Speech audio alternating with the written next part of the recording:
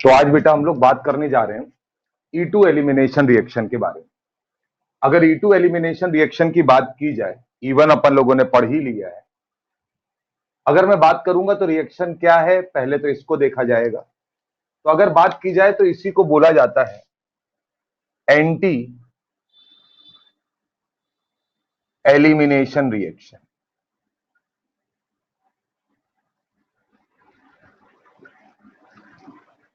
इसी का यार दूसरा नाम क्या है?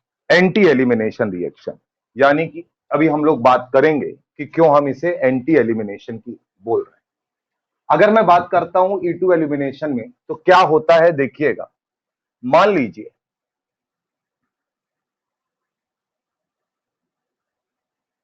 X का मतलब हेलोजन है और मैंने इसकी रिएक्शन इसे हीट किया है किसी बेस की प्रेजेंस में। तो क्या होगा, यहां से H निकलेगा और यहां से X निकलेगा, यानी HX निकल जाएगा। तो अगर बेटा HX निकल जाएगा तो इन दोनों कार्बन के बीच में डबल बॉन्ड आएगा, यानी वही E1 की तरीके अगर हम बात करें तो प्रोडक्ट में अपने को क्या मिलेगा? एल्कीन का फॉर्मेशन मिलेगा। इसमें कोई नई बात नहीं। सबसे पहले अगर हम लोग बात कर ले बेस की, क्या क्या बेस यूज कर सकते हैं,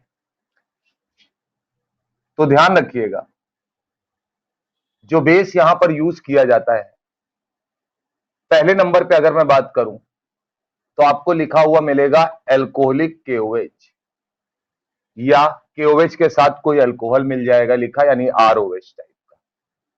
दूसरा आपको लिखा होगा NaNH2 या KNH2 लिखा होगा, ये ध्यान रखना है। तीसरा अगर मैं आपसे बात करूंगा तो तीसरा जो होता है वो एक तरीके से आपको लिखा हुआ मिलेगा, देखिएगा RO माइनस ROH, यानी कि अल्कोहल होगा और उसी का कॉन्जुगेट बेस जो होगा वो यहां पर लिया गया होगा। तो ये बेस हैं जो आपको वहां पर मिल सकते हैं लिखे हुए, इनको आपको नोट कर लेना है। बेस में जनरली आपको यही लिखा मिलेगा, ठीक है ना। एल्कोहलिक KOH और एल्कोहलिक NaOH भी होता है। KOH में आपको KOH और अल्कोहल है तो C2H5OH या ROH करके कुछ भी वो आपको दे देगा, ठीक है। बात रिएक्शन की कर रहे हैं। अगर बात करें तो हाइड्रोजन और X निकल रहे हैं, जहां पर X लगा है यानी हेलोजन लगा है उसे मैं मान रहा हूं अल्फा कार्बन, तो बगल वाले को मैं बोलूंगा बीटा कार्बन। तो जाहिर सी बात है कि इस हाइड्रोजन को बेटा मैं नाम दूंगा बीटा हाइड्रोजन। क्या नाम दूंगा? Beta hydrogen. यानी बीटा हाइड्रोजन और अल्फा कार्बन से हेलोजन का निकलना, या कल को कोई लिविंग ग्रुप भी ले सकते हैं। तो यहां पर मैं लिख दे रहा हूं कि जो X होना चाहिए वो हम लोगों ने पढ़ा था, क्या होना चाहिए? एक अच्छा लिविंग ग्रुप होना चाहिए। तो X एक लिविंग ग्रुप भी हो सकता है। तो इस तरीके से अगर ये रिएक्शन परफॉर्म कर रही है तो पहले हम बात कर ले इस रिएक्शन की मैकेनिज्म, और फिर इसका नाम डिफाइंड हो जाएगा। अगर मैं मैकेनिज्म की बात करूंगा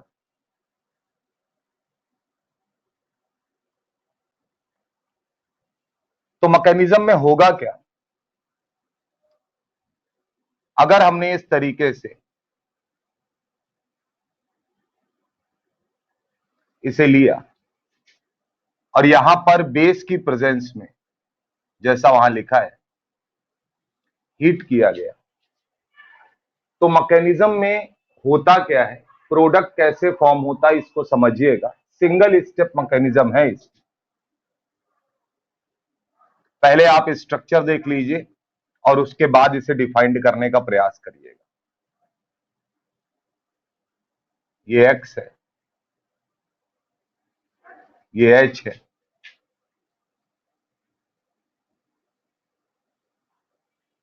ये बेस है,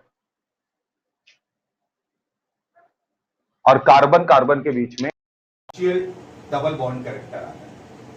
बेसिकली यहां क्या हो रहा है कि जो हाइड्रोजन है यानी बीटा हाइड्रोजन जो है उसे बेस यहां से निकाल रहा है, और जिससे इस कार्बन के ऊपर, क्योंकि बेस अगर निकाल रहा है सॉरी, तो वो H+ की तरीके निकलेगा, यानी वो अपना इलेक्ट्रॉन दे के निकल रहा है, और वो एज अ न्यूक्लियोफिलिक अटैक कर रहा है, जिससे X या कल को मैं बोल सकता हूं कोई भी लिविंग ग्रुप। आगे बात कर ले, तो ये एक ट्रांजिशन स्टेट फॉर्म हो रही है, यानी जिस टाइम पर हाइड्रोजन बेस के द्वारा अब्स्ट्रैक्ट किया जा रहा है, सेम टाइम पर X- की तरीके वहां से निकल रहा है। तो यहां पर ये ट्रांजिशन स्टेट का फॉर्मेशन होता है, ये ट्रांजिशन स्टेट बने, वही SN2 की तरीके ही है मामला। अब अगर इस ट्रांजिशन स्टेट की बात करेंगे तो ये सिंगल स्टेप मैकेनिज्म है, केवल आपको दिखाने के लिए। ट्रांजिशन स्टेट बनते ही यहां क्या होगा, जैसे ये निकलेगा तो CH2 डबल बॉन्ड CH2, यानी फाइनल प्रोडक्ट एल्कीन हमको यहां पर मिल, इसमें कोई नई बात नहीं। अब यार यहां समझने वाली बात क्या है, जो थोड़ा सा इंपॉर्टेंट मामला है वो क्या है, आप समझिएगा। ट्रांजिशन स्टेट अगर बन रही है तो एक बात तो तय है कि बेटा यहां पर किसी भी प्रकार का कोई रीअरेंजमेंट, किसी भी प्रकार का कोई रीअरेंजमेंट पॉसिबल ही नहीं, क्योंकि इतना टाइम ही नहीं मिल रहा है। इसके बाद अगर बात की जाए तो ट्रांजिशन स्टेट ही रेट डिटरमाइनिंग स्टेप हो गया। अब यहां पर अगर बात करें तो एक बात मुझे इतना बता दीजिए, क्योंकि कार्बन और कार्बन के बीच में पार्शियल डबल बॉन्ड कैरेक्टर आ रहा है, तो पार्शियल डबल बॉन्ड कैरेक्टर होने की वजह से इसे प्लेनर होना पड़ेगा। और यहाँ क्या क्या प्लेनर होता है इसको देखिएगा, ये इंपॉर्टेंट सवाल है। जहां हेलोजन लगा है वो अल्फा कार्बन है, जहां हाइड्रोजन लगा है वो बीटा कार्बन है, और जो हाइड्रोजन है वो कौन सा है, बीटा हाइड्रोजन है। तो क्या मैं यहां पर ये बोल सकता हूं, आपको याद रखना है क्या क्या, beta hydrogen, beta carbon, alpha carbon और X या कल को लिविंग, बोलो बेटा, beta hydrogen, beta carbon, alpha carbon, X या लिविंग। और बीटा हाइड्रोजन को निकाल कौन रहा है, बेस, तो उसको भी लेना पड़ेगा। ये 5 आदमी जो हैं दोस्त, वो हमेशा क्या होंगे, कोप्लेनर होंगे, यानी कि एक प्लेन में पाए जाएंगे, तभी ये रिएक्शन हो पाएगी। दूसरी सबसे इंपॉर्टेंट बात, इस रिएक्शन को एंटी एलिमिनेशन क्यों कहा जा रहा है, भाई साहब जिस समय हाइड्रोजन एब्स्ट्रैक्ट हो रहा है, निकाला जा रहा है, सेम टाइम पर हेलोजन को निकलना है। तो ये बात याद रखिएगा, अगर हाइड्रोजन और हेलोजन एक दूसरे के रिस्पेक्ट में अपोजिट नहीं हुए तो ये रिएक्शन परफॉर्म नहीं करेगी। फिर से सुनिएगा, अगर हाइड्रोजन और हेलोजन, और हाइड्रोजन कौन सा, बीटा हाइड्रोजन, अगर बीटा हाइड्रोजन और हेलोजन या लिविंग ग्रुप एक दूसरे के जस्ट अपोजिट नहीं हुए, एंटी नहीं हुए, तो ये रिएक्शन परफॉर्म नहीं करेगी। इसीलिए इसे क्या नाम दिया जा रहा है, एंटी एलिमिनेशन रिएक्शन। तो अगर मैं इस रिएक्शन के बारे में बात करूंगा तो आपके लिए सबसे इंपॉर्टेंट बात क्या है कि भाई साहब लिविंग ग्रुप और बीटा हाइड्रोजन एक दूसरे के रिस्पेक्ट में एंटी पोजीशन पे होना चाहिए। अब अगर इस रिएक्शन की कैरेक्टरिस्टिक की बात करें तो एल्कीन का फॉर्मेशन हो रहा है, इसमें कोई नई बात नहीं है। तो अगर मैं बोलूंगा तो मैं बोलूंगा पहला पॉइंट क्या, कि this reaction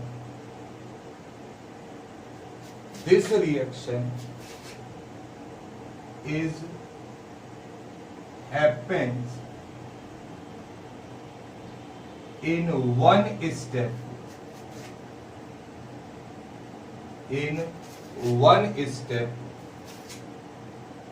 and proceeds via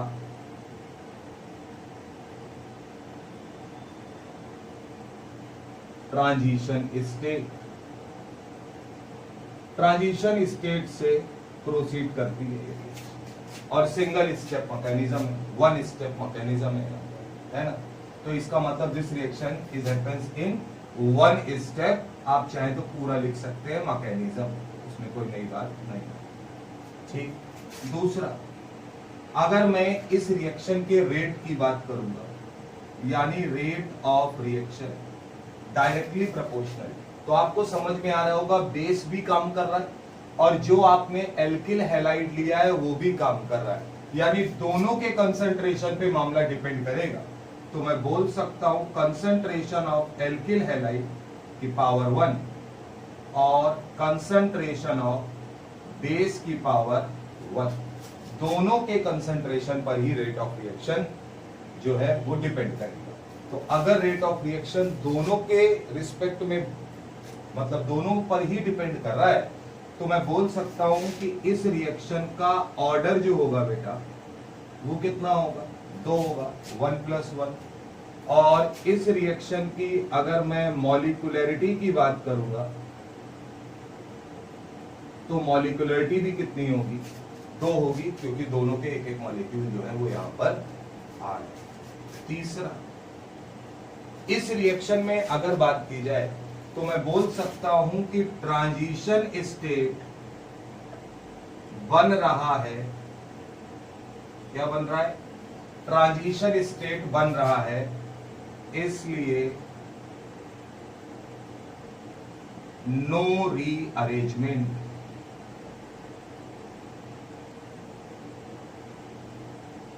इसलिए नो रीअरेंजमेंट, ट्रांजिशन स्टेट बन रहा है इसलिए किसी प्रकार का कोई रीअरेंजमेंट संभव नहीं है। बिल्कुल सही बात।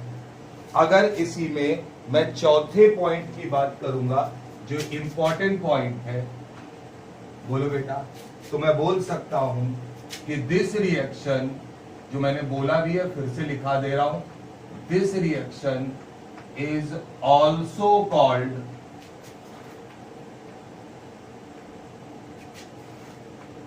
Anti elimination reaction.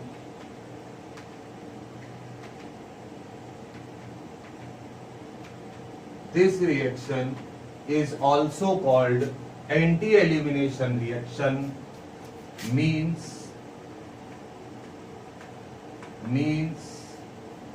Leaving group, जिसको हम लोग हेलोजन यानी X मान रहे हैं, and beta hydrogen must be in anti position, यानी दोस्त दोनों को कहां होना पड़ेगा, एंटी पोजीशन पर होना पड़ेगा, इसी तभी रिएक्शन होगी, अदरवाइज किसी प्रकार की कोई रिएक्शन यहां पर संभव नहीं। इतनी बात तो आपकी समझ में आ रही है। अब यार अगर मैं बात करूं पांचवा पॉइंट, ठीक, तो पांचवें पॉइंट में अगर बात करेंगे तो क्योंकि ट्रांजिशन स्टेट बन रही है तो यहां पर अगर आपको एल्किल हैलाइड दिया है Rx, तो जो रिएक्टिविटी होगी, यानी बेस जो है जब H+ निकालेगा तो वो जाहिर सी बात है कि हमारा एल्किल हैलाइड जो है उस पर स्टेरिक हिंड्रेंस कम होना चाहिए। तो यहां पर जो रिएक्टिविटी का ऑर्डर होता है वो ऑर्डर जस्ट अपोजिट होगा, 1 डिग्री सबसे तेज देगा, फिर 2 डिग्री और फिर 3 डिग्री।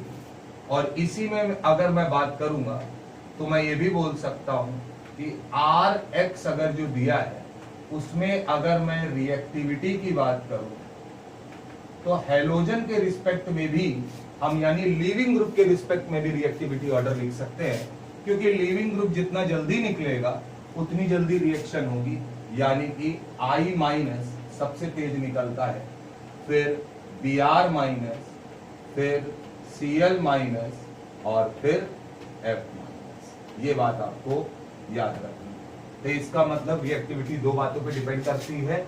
अगर एल्किल हैलाइड आपको दिए हुए हैं तो वो एल्किल हैलाइड अगर सेम हैलाइड मौजूद है तो आप 1 डिग्री वाला जल्दी देगा, 2 डिग्री वाला थोड़ा देर से और 3 डिग्री वाला लगभग नहीं देगा। लेकिन अगर एल्किल हैलाइड में हैलाइड अलग अलग है तो लीविंग टेंडेंसी पर डिपेंड करेगा, I- जल्दी देगा, फिर Br-, फिर Cl- और फिर F- देगा, इसमें कहीं कोई समस्या नहीं। 7वां पॉइंट, अगर हमें ये रिएक्शन करानी है तो बिल्कुल SN2 की तरीके ही काम होगा, पोलर प्रोटिक सॉल्वेंट चाहिए होगा। कैसा सॉल्वेंट आपको चाहिए होगा? Polar protic solvent. Polar protic solvent की polar aprotic solvent. Polar protic हम लोगों ने E1 में लिया था, polar aprotic solvent. Aprotic solvent क्यों चाहिए होगा? क्योंकि यार अगर अप्रोटिक रहेगा तो आसानी से हमारा जो बेस है वो आसानी से बीटा हाइड्रोजन को क्या करेगा? अब्स्ट्रैक्ट कर पाएगा, यानी आसानी से उसे निकाल पाएगा, और उस समय जो एल्किल हैलाइड है वो आयन में ब्रेक नहीं होगा। इतनी बात याद रखनी। आठवां, टेम्परेचर अगर हमने नहीं रखा तो एलिमिनेशन नहीं होगा। तो जैसा मैंने बताया था कि अगर एलिमिनेशन कराना है तो टेम्परेचर आपको क्या रखना पड़ेगा? हाई टेम्परेचर रखना पड़ेगा। अगर आपने हाई टेम्परेचर नहीं रखा तो मामला नहीं बनेगा। नवा, बेटा जैसे अगर मैं बेस की बात करूं तो यहां पर एक बात तो तय है कि सारा खेल बेस के ऊपर है, उसे यहां से बीटा हाइड्रोजन निकालना है। तो इसका मतलब यहां पर हमें कैसा बेस रिक्वायर्ड होगा? स्ट्रॉन्ग बेस रिक्वायर्ड होगा। कैसा बेस रिक्वायर्ड होगा? स्ट्रॉन्ग बेस रिक्वायर्ड होगा। और अगर हम बेसिक कैरेक्टर की बात करेंगे तो अच्छा बेस वो होता है जो H+ को आसानी से निकाल पाए। तो याद रखना है कि R- जो होते हैं एल्किल के एनायन, वो सबसे अच्छे बेस होते हैं। उसके बाद NH2- होता है और उसके बाद OR- होता है। तो ये आपको याद रखना है। बेसिक कैरेक्टर R- का सबसे ज्यादा होगा, फिर NH2- और फिर OR-। जनरली आपको दिया हुआ ये मिलेगा OR- यूज। 10वां पॉइंट और इंपॉर्टेंट पॉइंट क्या, और ये आपको ध्यान रखना, अगर बेस, मैं एक एक पॉइंट लिखा दे रहा हूं, बल्कि अगर बेस क्या है? बल्कि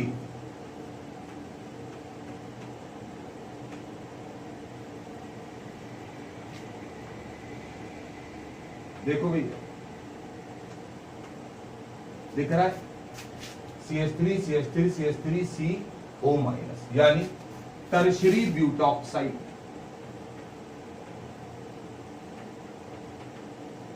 तो अगर दोस्त बेस बल्कि हो तो जब वो बीटा हाइड्रोजन पकड़ेगा जहां से निकालेगा, वो उस कार्बन का बीटा हाइड्रोजन निकालेगा जहां वो आसानी से निकाल पाए। यानी कि मैं बोलूंगा अगर बेस बल्कि है, अभी सवालों से क्लियर होगा, लाइक टर्शरी ब्यूटॉक्साइड, तो उस बीटा कार्बन का हाइड्रोजन निकालो जो लेस स्टेरिक हिंडर्ड। मतलब अगर आपका बेस बल्कि है तो आप उस बीटा कार्बन से हाइड्रोजन निकालने का प्रयास करिए जो लेस स्टेरिक हिंडर्ड हो। लेस स्टेरिक हिंडर्ड होने का बेटा मतलब क्या होता है? बहुत सीधा सा मतलब है, यानी कि आसानी से हाइड्रोजन जहां से निकालना आसान हो, यानी जहां पे ज्यादा बल्कि ग्रुप ना लगे हो, तो उस बीटा हाइड्रोजन को हम निकालेंगे। और अगर आपने ऐसा किया, अगर आपने ऐसा किया तो इसके रिस्पेक्ट में क्या होगा उसके बारे में बात करेंगे। Point number 11, in E2 elimination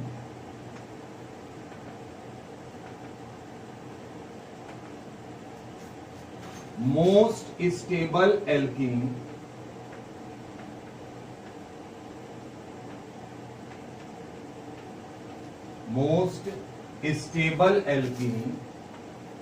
formed as a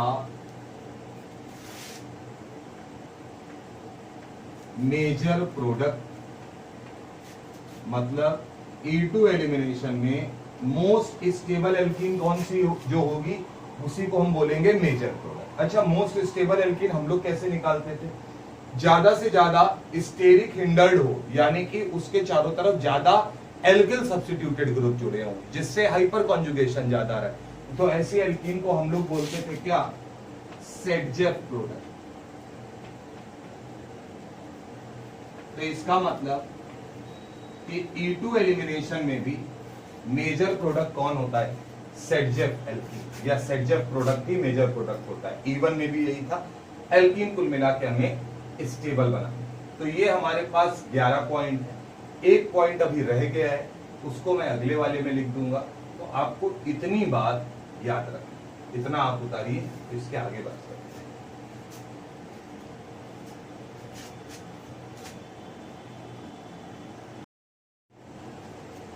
चलते हैं भाई 12वें पॉइंट, और बहुत अच्छा पॉइंट है।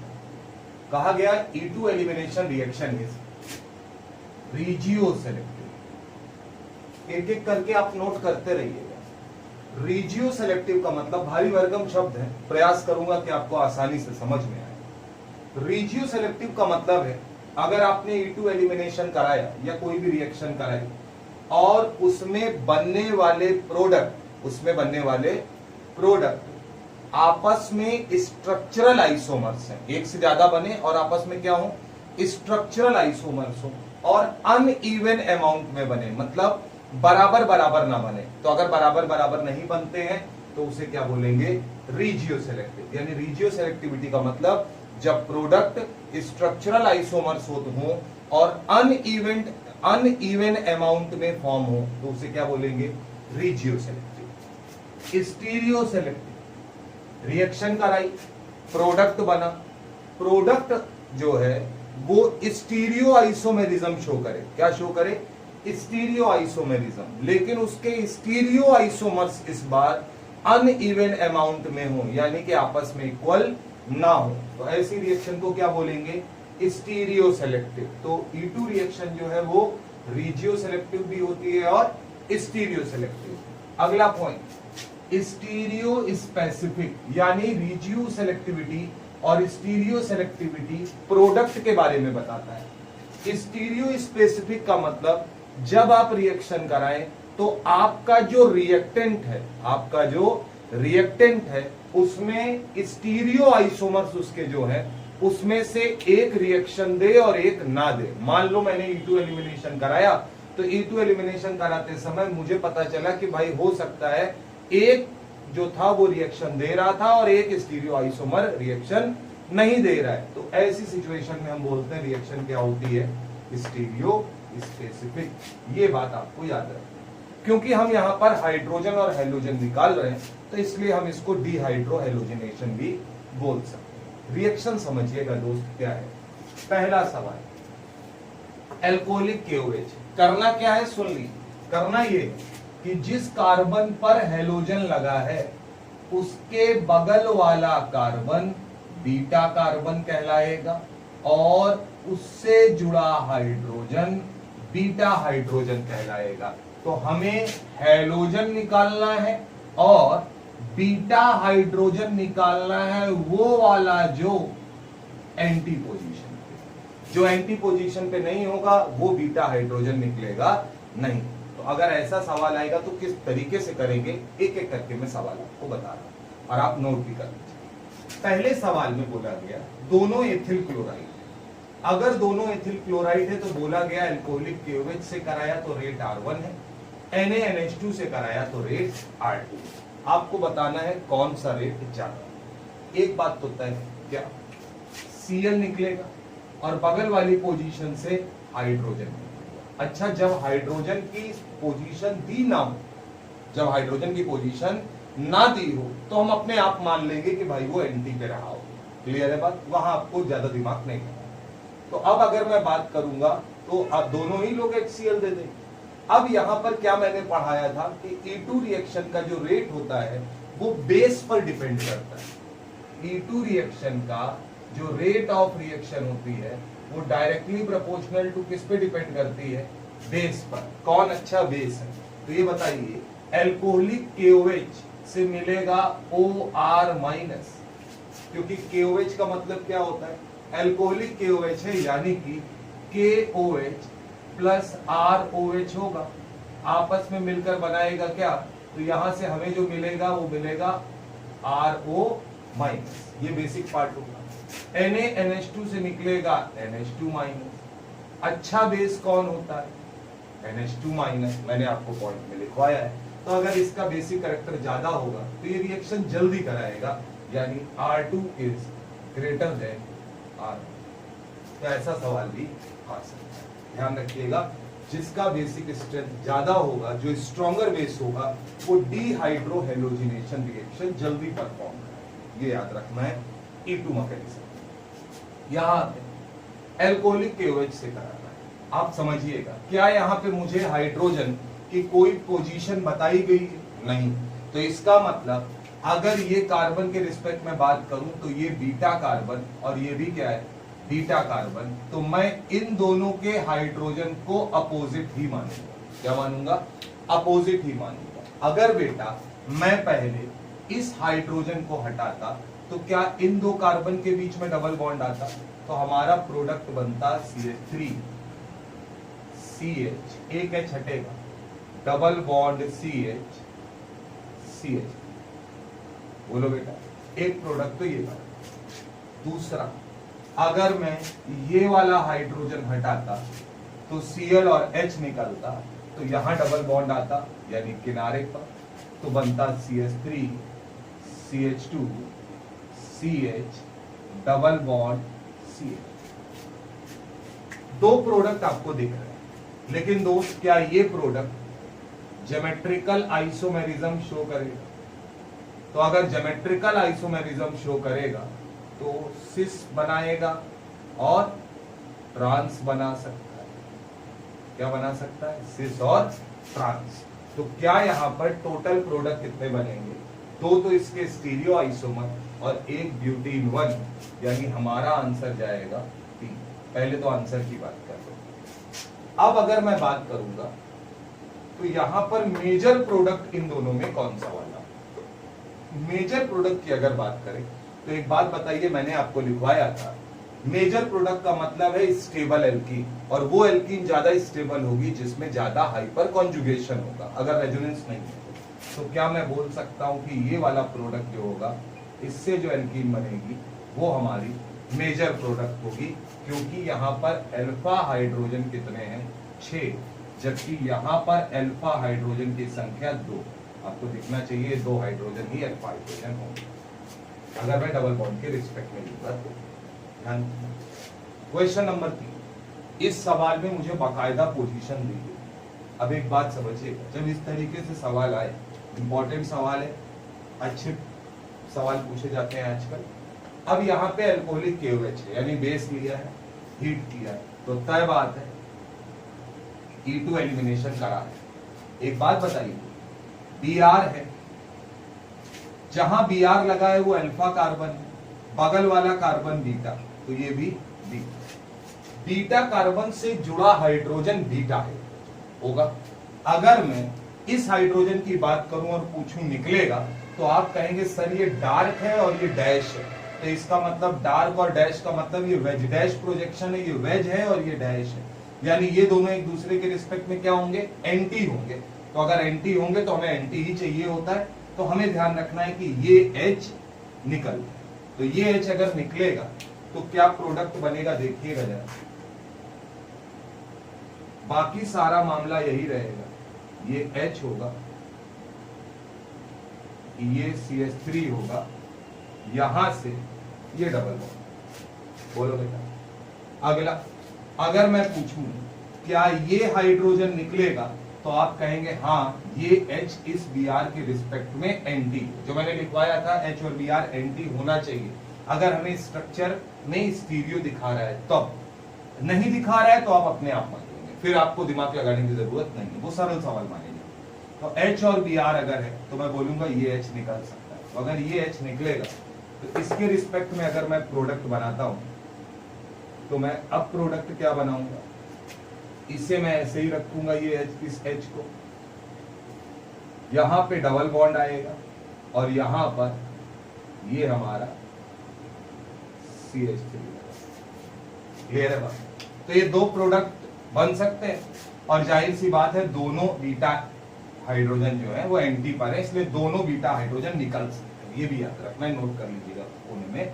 अपोजिट है तो निकाल सकते हैं दोनों। अब इन दोनों में मेजर कौन? तो भाई साहब मेजर का मतलब क्या? डबल बॉन्ड के रिस्पेक्ट में अगर मैं देखूं तो क्या ये 2 हाइड्रोजन है, यहां 2 अल्फा हाइड्रोजन और एक यहां, यानी इसमें अल्फा हाइड्रोजन 3, यहां इस डबल बॉन्ड के रिस्पेक्ट में ये 3 और 2 5। अब तो एल्कीन की स्टेबिलिटी देख रहे हैं, 3 और 2 5, और यहां पे भी तो 2 ही होंगे, अरे एक डार्क वाला भी तो होगा। तो 3 2 5 और 2 7, अल्फा हाइड्रोजन कितने? 7। तो ज्यादा अल्फा हाइड्रोजन, ज्यादा हाइपर कॉन्जुगेशन, यानी ये हमारा मेजर। क्लियर? क्वेश्चन नंबर 4 इस बात को रिप्रेजेंट करेगा कि हाइड्रोजन एंटी पे होना चाहिए। देखिएगा यहां से दोस्त Br को निकाल रहे हैं। अब जहां Br लगा है वो अल्फा कार्बन है, बगल वाला बीटा, ये भी बीटा, ये बीटा हाइड्रोजन निकलेगा। जवाब है ये इसके रिस्पेक्ट में एंटी नहीं, ये भी वेज पर है और ये भी वेज पे। वेज का मतलब सेम साइड, एक ही जैसा दिख रहा है स्ट्रक्चर। तो ये H नहीं निकल पाएगा क्योंकि ये एंटी पर नहीं। ये H निकल पाएगा, हाँ एंटी पर। अच्छा लेना बीटा ही है, आगे गामा मत ले लेना, ये ध्यान रखना। बीटा हाइड्रोजन ये वाला निकल सकता है, ये वाला नहीं निकल सकता। तो अगर ये वाला निकलेगा तो क्या बनेगा देखिएगा, ये CH3 होगा, ये आपका वो वेज पे हाइड्रोजन होगा, और यहाँ पे ये डबल होगा। तो आपका फाइनल प्रोडक्ट जो होगा वो ये। क्लियर है बात? तो हम इसको बोल सकते हैं कि हमारा मेजर माइनर का मतलब ही नहीं, ये प्रोडक्ट। ठीक बात। आगे चलते हैं दोस्त। आगे अगर बात कर ली जाए तो अब जरा आप मुझे देख के बताइएगा, क्वेश्चन नंबर 5, एक एक करके सवाल करते हैं। क्वेश्चन नंबर 5 में Br दिया है, पोजीशन नहीं दी, कोई बात। अगर नहीं दी है तो ये CH3 होगा, यानी मैं इसको CH2H करके लिखूंगा।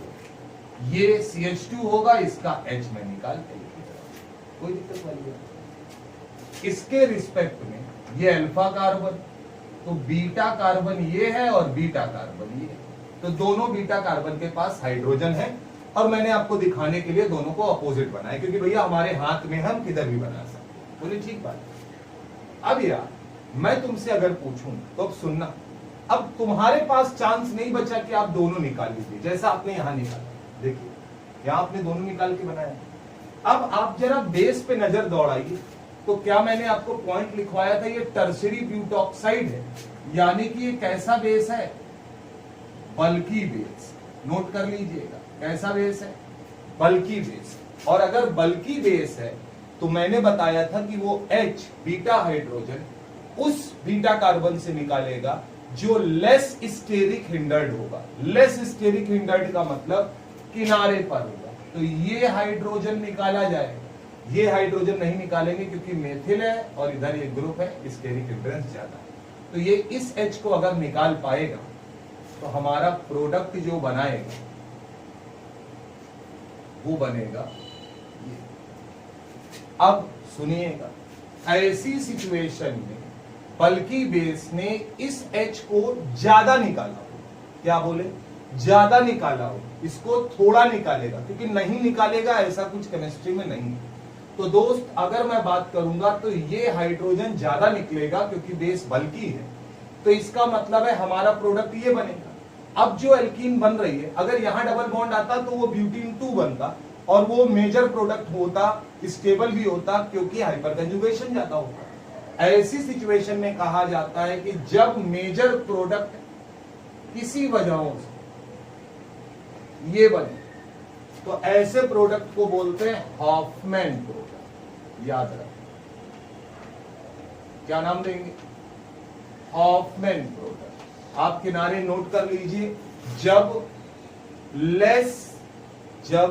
Less alkyl substituted alkene, note करिए, less alkyl substituted alkene major product के रूप में आए तो उस प्रोडक्ट को बोलते हैं हॉफमैन प्रोडक्ट। यहां कंफ्यूज मत होना E2 एलिमिनेशन में मेजर प्रोडक्ट सेटजेफ ही बनता है, लेकिन जब बेस बल्कि आ जाए, एनसीईआरटी में गुरु इसके बारे में दिया हुआ एक छोटा सा सवाल है ना, तो मैंने उसे सवाल के रूप में यहां ले आया हूं। जब भी बेस बल्कि होगा उस सिचुएशन में बीटा हाइड्रोजन वो वाला निकलेगा जो लेस स्टेरिक हिंडर्ड कार्बन के पास होगा, यानी कि ज्यादातर वहीं से निकलेगा, तो ज्यादातर ये बनेगा, जो चीज ज्यादा बनती है वो मेजर होती है। अब ये सेटजेफ प्रोडक्ट नहीं हो सकता क्योंकि वो स्टेबल एल्कीन होनी चाहिए, हाइपर कंजुगेशन ज्यादा होना चाहिए, तो ऐसा प्रोडक्ट जब बने तो इसका मतलब है ऐसे प्रोडक्ट को बोलते हैं हॉफमैन। बात समझ में आ गई? इनमें सब में सेटजेफ ही बना है, इन सबका सेटजेफ ही बनता चला है, यहां पर हॉफमैन आया है बल्कि।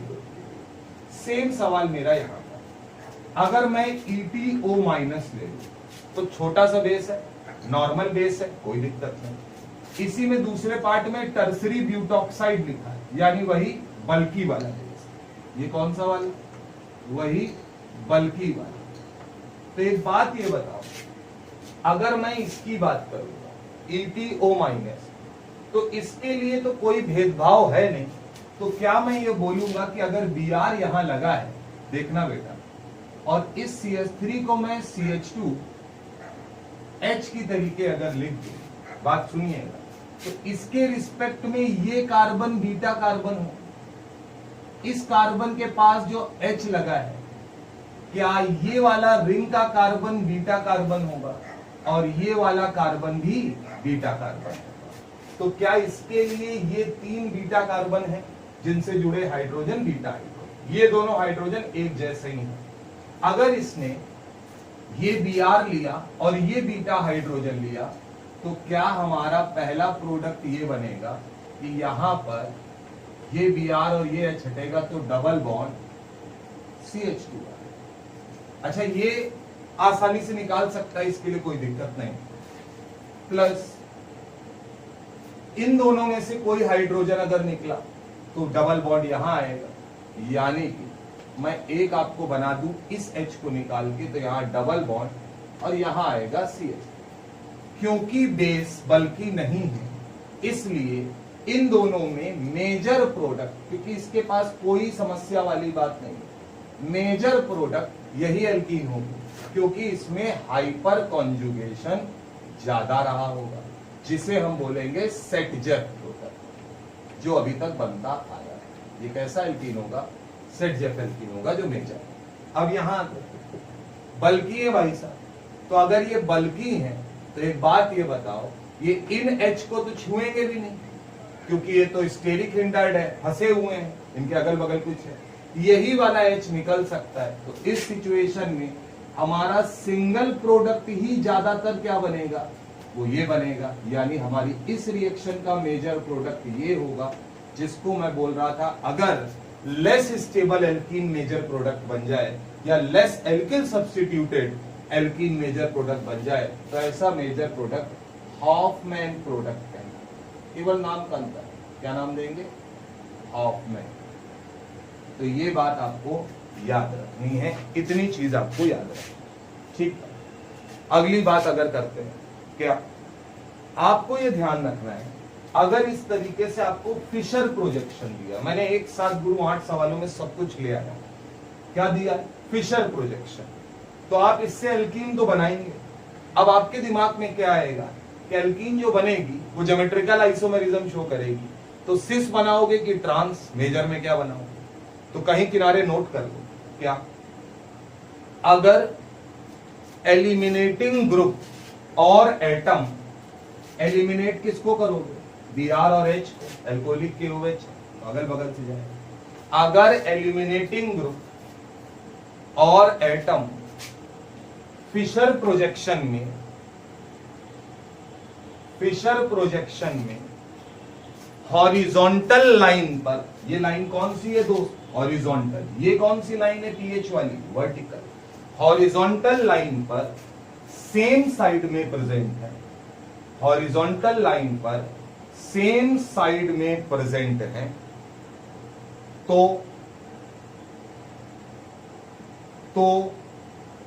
एल्कीन बनाते समय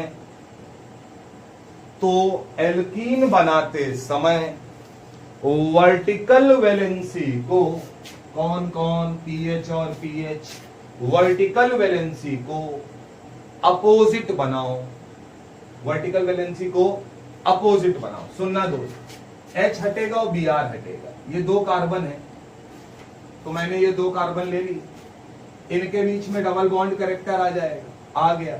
अब पीएच पीएच है और CH3 CH3, यानी हमें एल्कीन बनाए, तो क्या बोला गया है, वर्टिकल वैलेंसी को अपोजिट ले लो। अपोजिट मतलब अगर पीएच यहां है तो इसमें यहां होगा, तो अपने आप ही जो CH3 बचा वो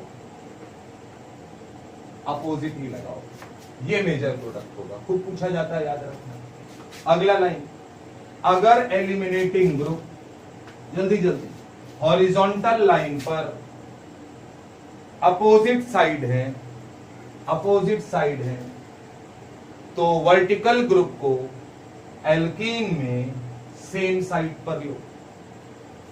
आ जाओ भैया, ये दो कार्बन है अपने, ये दो कार्बन लिए, डबल बॉन्ड बनाया, इनकी दो वैलेंसी बनाई, वर्टिकल को सेम साइड ले लो, सेम साइड ले लिया, जो बचा वो लगा दे, CH3 और CH, यानी इस कंपाउंड का मेजर प्रोडक्ट या जनरली जो प्रोडक्ट बनेगा वो क्या बनेगा, इसके रिस्पेक्ट में अगर बात करें तो ट्रांस है, EZ भी ले सकते थे, अभी हम अगर बात करेंगे पीएच के रिस्पेक्ट में तो ट्रांस है, ये सिस है, ध्यान रखना है।